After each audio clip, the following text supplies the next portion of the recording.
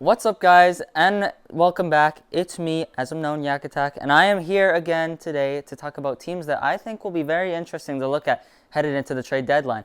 Now, in the trade deadline, you got your sellers, your buyers, and yeah, I'm going to go through all that, but these teams that I think are interesting are teams that are mostly in the mix, or they've just had a few things change and a few switch-ups that may change their plans at the trade deadline. So I wanted to go over these.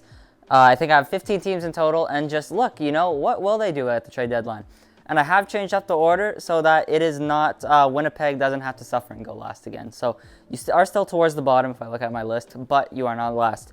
But I am going to start off with A, and with A, we start off with the Anaheim Ducks. And the Anaheim Ducks right now have a projected cap space of $11 million and a deadline cap space of $55 million, which means they are capable of doing quite a lot of things at the trade deadline, including taking money. With the Ducks being as close to the playoffs as they are, I don't see them being complete sellers, but I can see them selling a few players in order to get as many assets as possible. Now, obviously they've been in a bit of a slide recently, which opens up many possibilities for what they will do. But players I could see them selling to get assets are Ryan Getzlaf, Rickard Rakell, and Hampus Lindholm. And I don't see them selling all three, but obviously Getzlaf at an older age, Rickard Rakell, if they don't see him being part of their future top six, they might want to get an asset for him, especially considering he's a UFA this offseason. And Hampus Lindholm, think about how much John Klingberg is going to get, and Hampus Lindholm is a very solid defenseman himself, and they could definitely get a lot of assets for him. And the only way I see them trading these guys is if they can't exactly re-sign them in the offseason. So I could see them trading them in order to get as many assets as possible. So yes, I do seeing them being a bit of sellers, but nothing too crazy. I don't see them selling all those guys. Those are just possibilities that I could see them selling with their slide recently. But next up is a team that I am very familiar with and is right back there, and that is the Edmonton Oilers. The Edmonton Oilers are a team that is not playing as good as you'd hope, and they definitely need things at the deadline. Now, the problem is they don't have cap space, especially after making their main move, which I believe was picking up Evander Kane for $2 million, which once again I think is a very good move. But if they are going to make a move at the deadline, what I think they will do is I think they will be conservative buyers, and by conservative, I think they will try to go for a goalie. And that goalie could be many examples, but the person I think they'd have to trade away, they would definitely have to trade away Mikko Koskinen to make all this work, because obviously money in, money out when you're close to the cap, and Mikko Koskinen would need to go out for another player to come in. So that's what I think they will do. But moving on to the next team, and that is the LA Kings. The LA Kings right now have a projected cap space of only $1 million, but their deadline cap is at $8 million. So they could pick up a player if they wanted to. It might be a bit of money in, money out, but nothing too crazy, not like the Oilers. So I think they have been, them being as good as they have this season, obviously outperforming my expectations by a mile, outperforming other people's expectations. And I think that they may be buyers, but here's the thing. I don't quite see them giving up their first-round pick. I definitely see them adding and maybe going for a run for it and building more in the offseason, especially considering how much cap space they have in the offseason, because they have quite a bit, actually. So I could see them, the only way I see LA Kings trading their first is if the player they're getting is going to stay with them for multiple years. I definitely don't see them trading their first for rental. For example, players I could see them trading for this offseason could be Tyler Ennis for depth, having a pretty good season. Jake DeBrusk, a young left winger who maybe they could keep over the offseason, especially considering he's an RFA. And if they do really want to go on in, I could maybe see them going for JT Miller, considering the cap space they have in the offseason.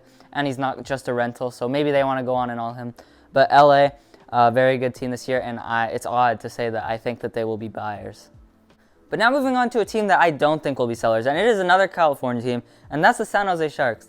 And the San Jose Sharks, right now they have a projected cap space of $5 million, so a decent amount of cap, and a deadline cap space of $25.3 million. So these are guys who can definitely take on contracts, or these guys could take on contracts, whether it be to gain assets or to make themselves better.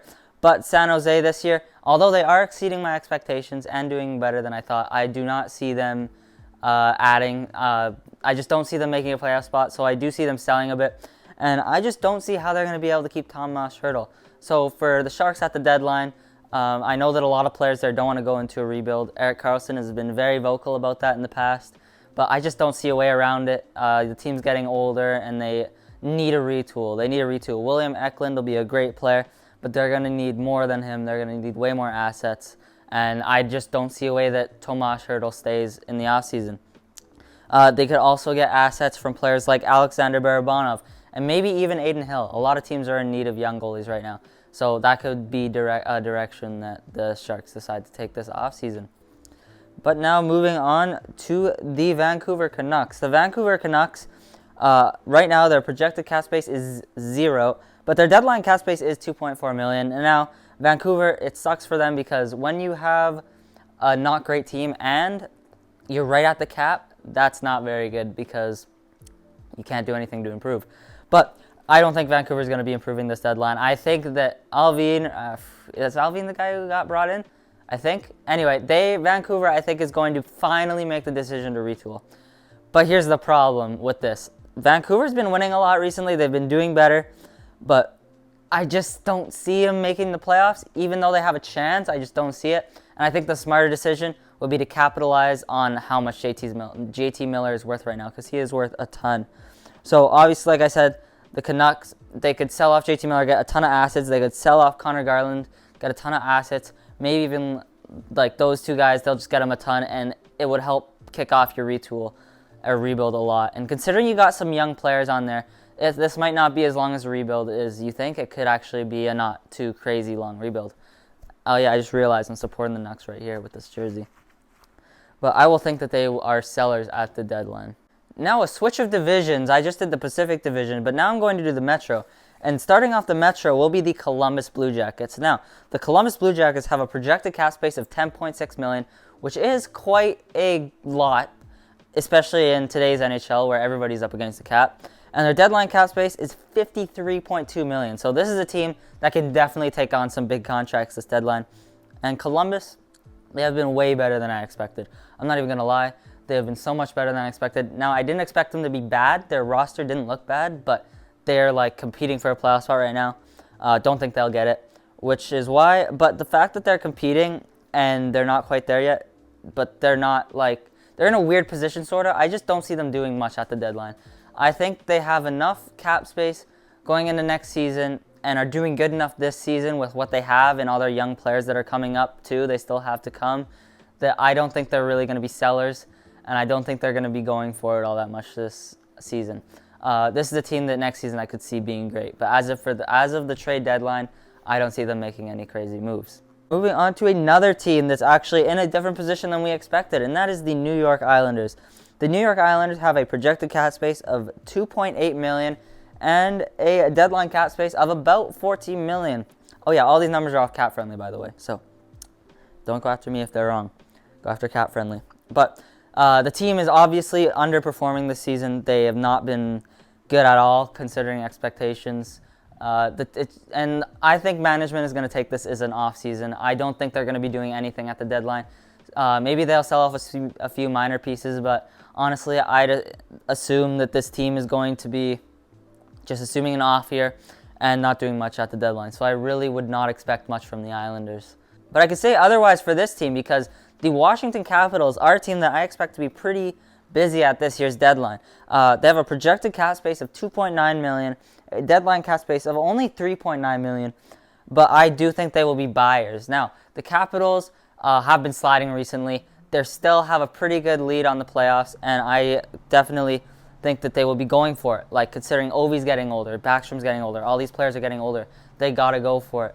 And I could see them trading to shore up their defense a little bit because their offense is pretty good.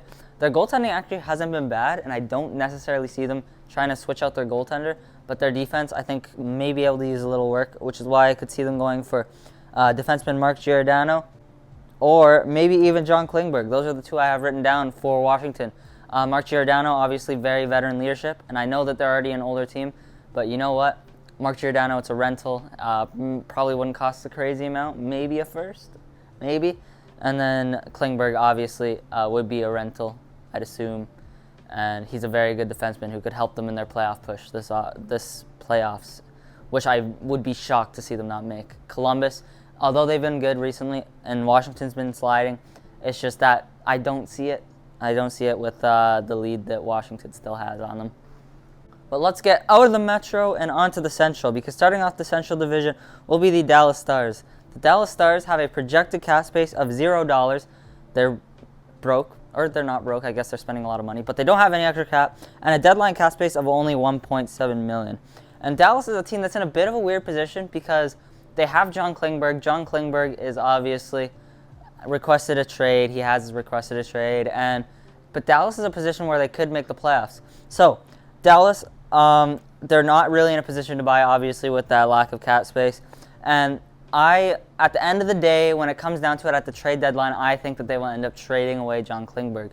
Now, I think they will try to get player back for John Klingberg. I don't think they're just going to go for John Klingberg for a first and a prospect. No, I think they're going to get an NHL-worthy player back and still try to push for the playoffs while getting assets for Klingberg, because you don't want to just lose a guy of that caliber for nothing.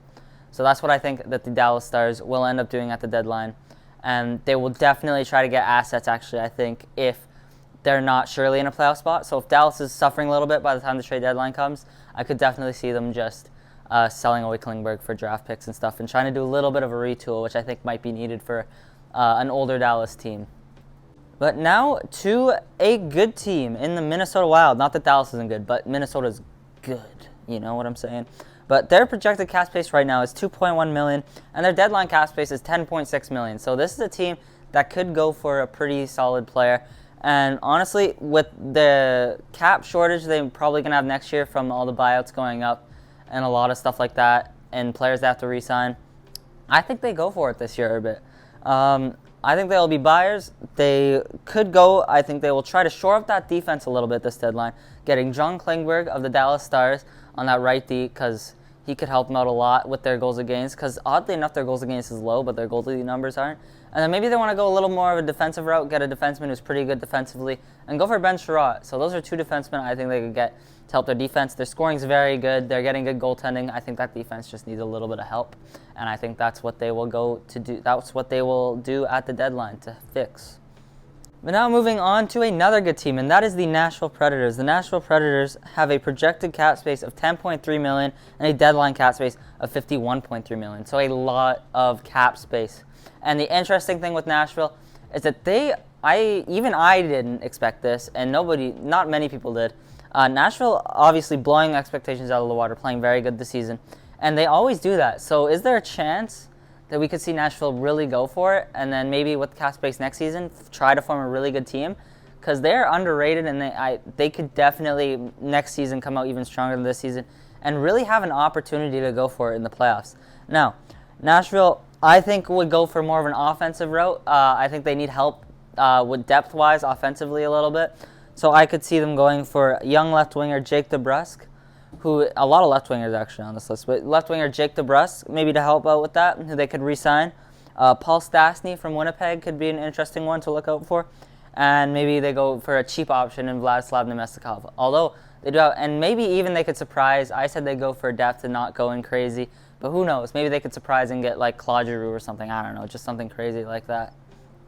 But the next team on my list, we go from a team that's above my expectations and a team that's far below my expectations, and that's Winnipeg. Winnipeg, they right now have zero cap space and $2.2 million in deadline cap space. And it's odd to say this because I didn't think I would be, but I think they'll be selling this year. And just a little bit, not crazy, no Mark Scheifele, nothing like that, obviously. But Winnipeg, obviously underperforming. They have been not as good as anybody would hope. Well, unless you're not a Winnipeg fan. But they've just... Hellebuck's not looking necessarily like Hellebuck. The team isn't clicking the same. You had the coach resign partway through the season. The players that I could see them selling off go by the names of Andrew Kopp and Paul Stastny. Both players, both pretty obvious options, both UFAs at the end of the season. And I think that they're going to just like sell those guys off, get some assets, and try it again next year and see how it goes from there. But as for the deadline, those two players are players who I see them selling off and trying to get assets back for. But now, we're going to be moving into our final division, and that is the Atlantic Division. Now, the Atlantic Division, I went in alphabetical order with all of these, and one team I'm interested to see what they do in the deadline, or could be interesting, is the Boston Bruins. The Boston Bruins have a projected cap space of $1 million. Their deadline cap space is $5 million. And Boston is pretty much solidified in a wild card this spot.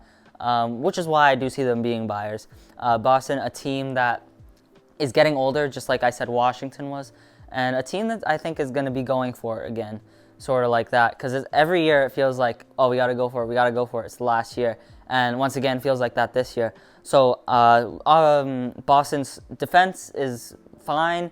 I think their goaltending with Swayman and Allmark is solid. Where I think they do need help, though, is their forward depth. They have a lack of forward depth, and it's very obvious. And to help that forward depth, I see them going big this trade deadline, going with either centerman Claude Giroux, who really would help that depth, obviously, and centerman Tomas Hertl. So, yeah, I do see them needing a second-line center. I believe their second-line center right now is Haula, I think, Eric Haula, and he is not a second-line center. So that's something they got to get fixed. But that's what I think they're going to get Hertl or Giroux for, to help them get that last playoff push and see where things are next year, because eventually they're going to have to rebuild. But right now is not that time. But now a team that's in a little bit of the opposite position is the Red Wings. The Red Wings right now projected cap space of $11 million and deadline cap space of $55.5 million. So a lot of cap space going around for the Red Wings. And I see them being sellers, but not crazy sellers, sort of like Anaheim. You know, above expectations, but once again, probably not going to make the playoffs. So probably going to sell, try to get some assets. I could see them trying to sell off players like Vladislav Nemestikov, a player who's not going to hurt their future, but they could get assets for. Or Nick Leddy, maybe. End of a contract. He's getting older, not quite living up to that contract. Not shocking. Or maybe even Thomas Greiss. There's a lot of need for goalies out there. They could get assets for these guys without hurting their future. So that's what I think Detroit will be doing, just trying to finish off that rebuild a little bit, get those final few assets before they really try to make that push next year for the playoffs. And now for the final team on this list, which is actually the team I find the most interesting of all teams, which is kind of interesting. But okay, I'm saying interesting a lot. But it's the Toronto Maple Leafs, all right? The Toronto Maple Leafs have a projected cap space of only $91,000 and deadline cap space of $4.5 million. And the Toronto Maple Leafs are, they have a very good record. Now, things have gone a little bit sideways for them recently. Jake Muzzin, again in concussion protocol or injured reserve because of a concussion. And he has concussion problems. But this does free up some cap space, which is why Toronto is on here, because something they could do interesting. But the real question for me is, does Toronto go for a goaltender or a defense? I don't think they go for forward. Their forward group is looking pretty solid, but defense and goaltending are two positions that I would look at. Now, goaltending, you'd have to assume that Jack Campbell will eventually get it back together, right? You'd have to assume. It was like Vezina level goaltender for the first half of his starts, and lately it's been a bit of a slide. I'm sure he'll get it back. Assuming he does, I assume Toronto goes out and get a defenseman. Now, there are a few defensemen that they could get, but who I would really be aiming for if I was Toronto was a rental, and the perfect rental I think would be John Klingberg. John Klingberg, very good offensive defenseman, just very good defenseman all around, and he could really help them out and help them get past that first round of the playoffs. And I also, as you see, I have a goalie there. Now, it's not a costly goalie. It won't cost you a ton. It's a goalie that you can get in Stolarz just in case maybe Campbell and Mrazek don't get it together. Neither one of them does. And you just need another goalie, because Stolarz has put up pretty decent, solid numbers in Anaheim the last couple of years. So maybe he goes over to Toronto and can help them out if their goalies just don't show up. But with that, I'm going to end that video here. So thank you for watching if you're still here. My first video like this, in this style, with this bar right here. We'll see. I think it's going to be like right here, the NHL bar. But yeah, I got the microphone and everything, so it's looking good. Hoping the audio turns out well. I might have been talking too loud for that. We'll see. But thank you guys for watching, and I hope to see you guys in the next video. Cue the sick intro.